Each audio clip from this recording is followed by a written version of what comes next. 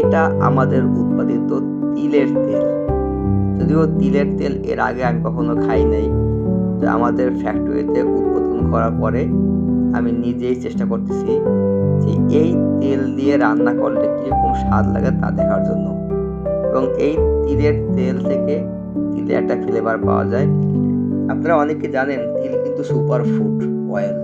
এতে থাকে vitamin E, কে, B one, B2, বি3 এবং বি6, যা শরীরের রোগ প্রতিরোধ ক্ষমতা বাড়ায় এবং যাদের ডায়াবেটিসের সমস্যা আছে তাদের বিশেষ করে এতে থাকা সেলামিন, সেলামন এবং ভিটামিন ই ইনসুলিনের কার্যকারিতা বাড়ায়।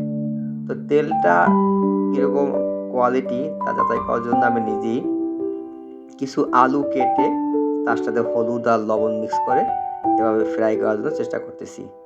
এটা ওয়ান কাইন্ড অফ ফ্রেঞ্চ ফ্রাইয়ের মতন, যাতে তেলে রান্নার প্রকৃত স্বাদটা বোঝা যায়। এবং রান্না করার পর দেখা গেছে খেতে খারাপ লাগে না, কিন্তু তিলের একটা ঘ্রাণ, ওই ঘ্রাণটা পাওয়া যায়। এটা পার্থক্য। যেমন সয়াবিন তেল দিয়ে রান্না করলে কোনো ঘ্রাণ পাওয়া যায় না, কিন্তু সরিষার তেল দিয়ে রান্না করলে যেমন সরিষার ঘ্রাণ পাওয়া যায়, ঠিক তেমনি তিলের তেল থেকেও এরকম ঘ্রাণ পাওয়া যায়।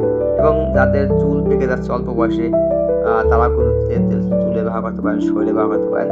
এটা খুবই ভালো মানের একটা ভেষজ তেল এবং ভোজ্য তেল হিসেবে এটা কিন্তু খুব ভালো মানের একটা সুপার ফুড অয়েল।